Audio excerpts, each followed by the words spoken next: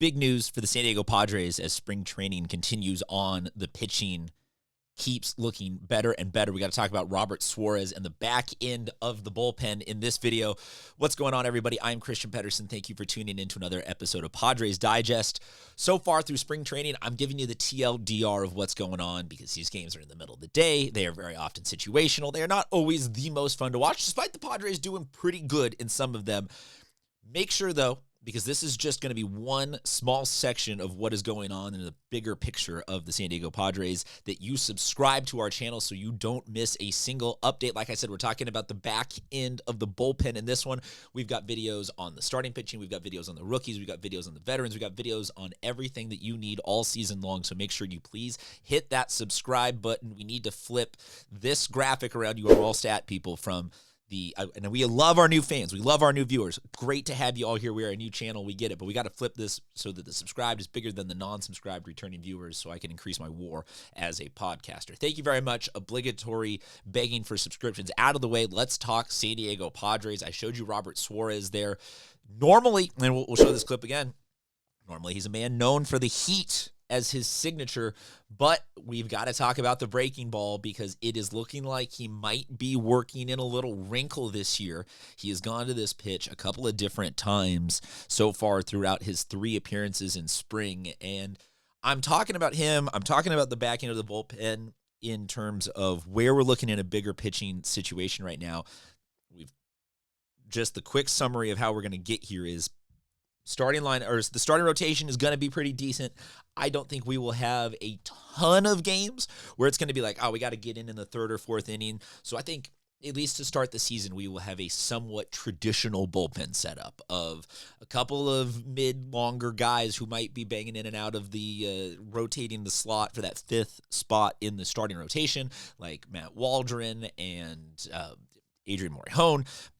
In the middle, you're going to have a bunch of different names this year. I don't think that this bullpen is deep enough that like the 7, 8, 9 is locked in, like a Gregerson, Adams, Bell or something like that quite yet. We have some potential for that, but I think right now it's going to be a lot of different names. So let's just talk about what I think is emerging as that 7, 8, 9, at least to start the season.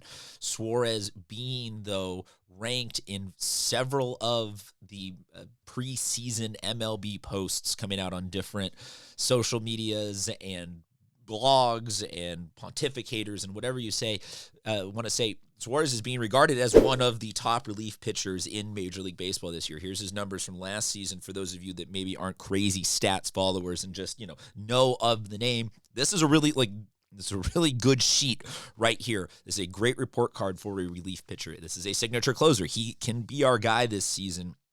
If it saves, I know there's somewhat of a weird stat because you'd love to be blowing people out, and situationally, like Trevor Hoffman had 500 saves as a Padre, but a lot of those were in 80 or sub 80 win seasons where he was just saving most of the games. So not always, like, maybe we just want him to always pitch the 9th and not call it the closer rule. But look, this is just a good pitcher. So this is a guy that he is the solid of the 9th inning guy.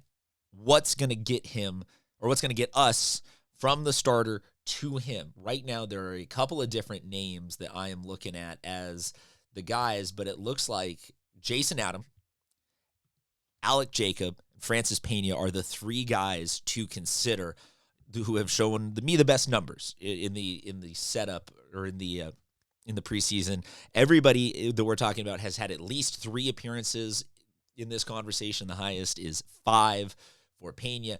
Adams has a couple of holds this year, and I know that spring training is very situational and contextual, but I think that is not entirely by coincidence. I think that the Padres see him as a later inning guy, so I like Jason Adam as the setup guy for Robert Suarez, so at 8-9 there, and to me then it comes down to Pena versus Jacob for that 7th inning spot. Pena, is more of a traditional delivery. Jacob is more of a whipping it from the side kind of dealio. So I think it just becomes a coin toss of what do you like more, what do you trust more, and if anything, I just trust Ruben Niebla to pick the better of those two pitchers. But I guess if I'd had to go with it, I like the wrinkle a little bit of Alec Jacob. So I would go right now. Jacob is your 7. Jason Adams is your 8. And then to close it all out, well, let me show you one more time.